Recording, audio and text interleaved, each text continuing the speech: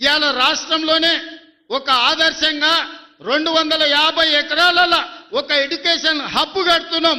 ఈ రోజు మేం పోయి ఆ ఊరికో ఈ ఊరికో ఆ పట్టణానికో పోయి చదువుకునుడు కాదు, తెలంగాణ రాష్ట్రంలో నలుమూలల నుంచి కొడంగల్కి వచ్చి చదువుకునేటట్టు ఒక ఎడ్యుకేషన్ హబ్బే ఈరోజు కొడంగల్ కడుతున్నాం.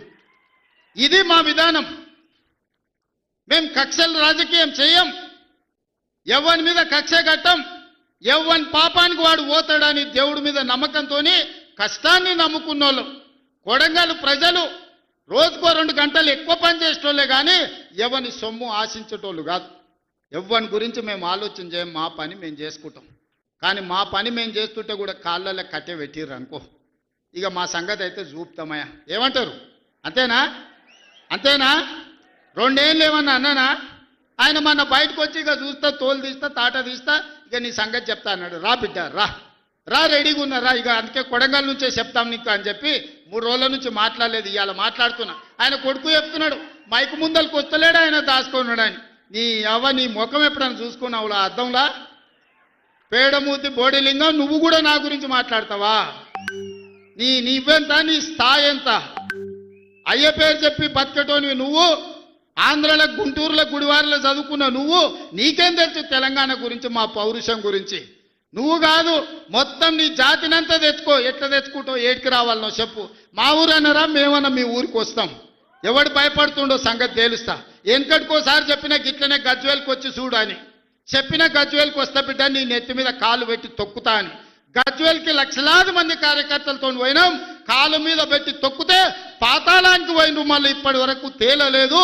ఇవాళ చెప్తున్న మీడియా మిత్రులారా రాసుకోండి, 2029 ఎన్నికల్లో 2/3 మెజారిటీ మన సీట్లు ఒకవేళ 119 ఉంటే 80కి పైగా సీట్లతోని 2029లో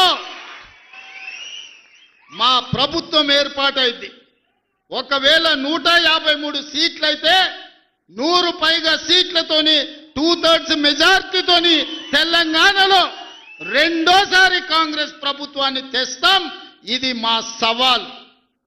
చంద్రశేఖరరావు గారు, తారక రామారావు గారు, హరీష్ రావు గారు, దయాకర్ రావు గారు, ఇట్లా చెప్పుకుంటూ పోతే వినోదరావు గారు, కుక్కట్పల్లి కృష్ణారావు గారు, రాసి పెట్టుకో. 2029లో 2/3 మెజార్టీతోని ఈ రాష్ట్రంలో కాంగ్రెస్ ప్రభుత్వాన్ని ఏర్పాటు చేస్తా. ఇదే నా సవాల్. శాతనైతే కాసుకో బిడ్డ. నీ రాజకీయం ఏందో నేను చూస్తా. నేను రాజకీయం చేసినంత కాలం ఈ కల్వకుంట చూసేటోళ్ళు కాలకుంట విషం లాంటి కేసీఆర్ కుటుంబాన్ని అధికారులకు రానివ్వను. ఇదే నా శపథం.